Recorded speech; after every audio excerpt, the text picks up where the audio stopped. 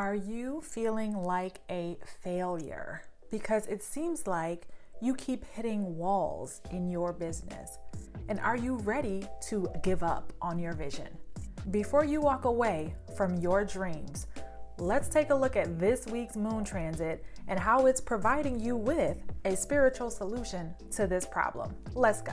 If you're a creative entrepreneur looking to uncover your purpose and infuse your divine spark into your business so you can manifest the life of your dreams without burning out, hit the subscribe button and turn on those notifications so you never miss another insightful video just like this one.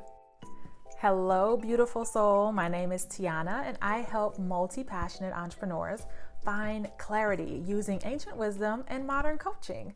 Now, each week, I share my unique self-healing process, which includes first examining the moon phase as well as the transit, then journal prompts and contemplations that are specific to this moon's energy, and lastly, reviewing the tarot archetypes that correspond to this transit for more clarity and insight into what may actually be going on mentally and emotionally. This week, I'll be reviewing the energy of the last quarter moon on January 25th and how it may impact your inner world over the coming week. The moon symbolizes your inner self, your subconscious, your desires and habits. So by tapping into her transits, you can find clarity around what may be driving your thoughts, emotions, and behaviors right now. Now, on January 25th, the last quarter moon will be transiting gate 28. That's the gate of the game player. Now, in its highest expression, gate 28 is inviting you to find purpose and meaning in life through taking risk and seeing all of it as a big game, as an adventure. So it's similar to gate 38.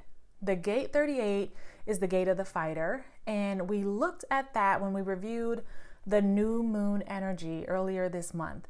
Gate 38 and 28, they create a channel, and that channel is called the channel of struggle, which is not as bad as it sounds.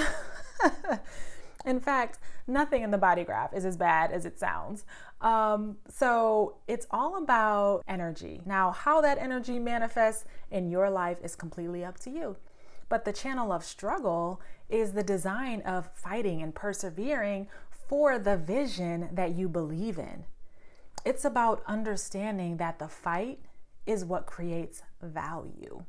Those of us with either gate 28 or gate 38 active in our body graphs will have this certain stubbornness about us, especially when it comes to pursuing our vision and our goals for the future. Drop me your favorite emoji below if you have a specific design of stubbornness, whether it's in your body graph or not. You just know that you're a little stubborn when it comes to your goals and your vision. There is nothing wrong with it, you guys. Gate 28 is a spleen center gate. And that invites you to use your instinct and your intuition to deepen the meaning of your life by viewing everything as an adventure. Now, during this last quarter moon transit, you may feel inspired to revisit your life experiences and reevaluate how the challenges that you faced have added value to your life. Now, in the shadow expression of gate 28, you may get lost in feeling like a failure because you've faced so many challenges along your path. Now, because this is a spleen center gate, you may hold on to a victim consciousness that manifests as fear. The shadow expression of gate 28 manifests as a fear of failure, which leads to an inability to take action. You stay stuck in cycles of inaction and indecision. The key here is to focus on the adventure and to know that we all came here to experience a full life. Full meaning both ends of the spectrum. That includes the high and lows, but not to get stuck reliving the lows over and over again and thereby attracting more of the same. The last quarter moon is the phase of the lunar cycle when the light of the moon is fading. It's a time to release and relinquish the patterns that don't serve you anymore. Now, if this message is resonating with you, you may want to contemplate, how can I rewrite my stories of failure to cultivate a new narrative of perseverance in the face of challenge? What meanings can I assign to these new stories that add more value to my life? And what needs to be released so I can begin to trust that my challenges, the challenges that I face, are helping me find greater meaning? For those of you who've tuned into the energy of the new moon, first quarter moon, and full moon for this month, you may already start to be picking up on this pattern, right? The new moon transited the gate of the fighter, which was inviting us to embrace challenges as they help to discern what is actually worth fighting for. The first quarter moon transited gate 51, the gate of shock, inviting you to discover the true essence of life through unexpected experiences. And the full moon transited gate 56, the gate of stimulation, which invited you to use your past experiences to create narratives that stimulate and inspire others. And now we're examining the last quarter moon, right? Which is transiting gate 28, the gate of the game player. This is inviting you to embrace the challenges of life as adventures.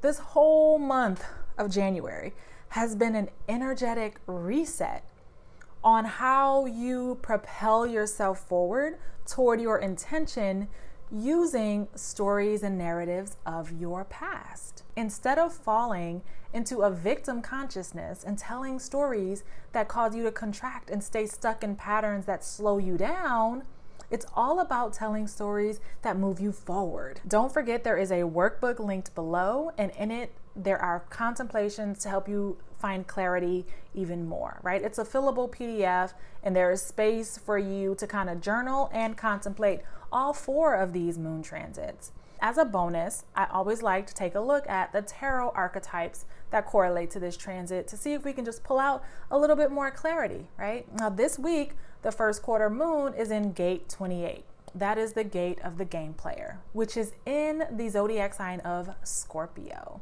Now, Scorpio is a fixed water sign. So this energy is passionate and deep, but still very emotional, right? On the shadow side, Scorpio energy may not want to admit when they've been hurt. They prefer to retreat and maybe even detach a little. So, okay, High Priestess is always the truth seeker, the intuitive.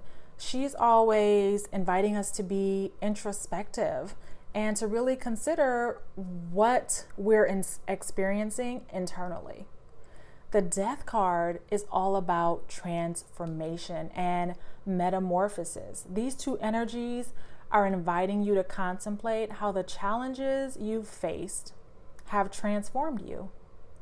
How have all the things that you've overcome, maybe some of the things that you didn't overcome, they knocked you down, how have they initiated you into your next level of metamorphosis, moved you closer to the person that you were actually born to be?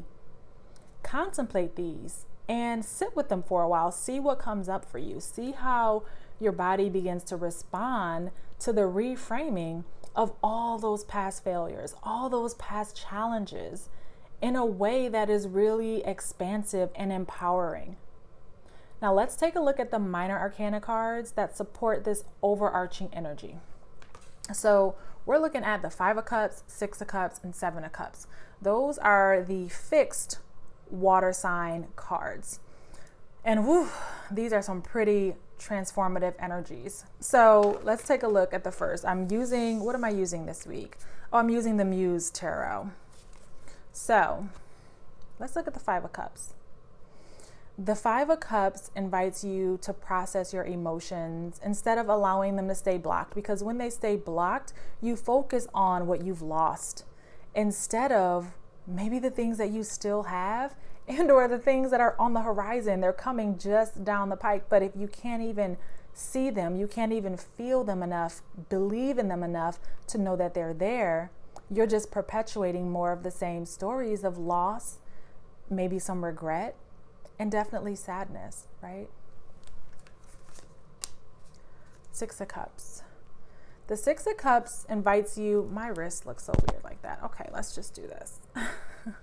I'm getting better and better at this. The Six of Cups invites you to consider experiences from your childhood that may still be impacting how you feel about yourself today. That's deep, right? Last but not least, the Seven of Cups. Now, the Seven of Cups is inviting you to begin to tell stories and narratives that serve you, right? Think about all of the different options and possibilities and potential that is coming out of your experiences. When you do this from a place of pure intention, your vision can collapse into reality with ease. This is about feeling your emotions, not detaching from them. So allow yourself to process how you felt through all of these life experiences.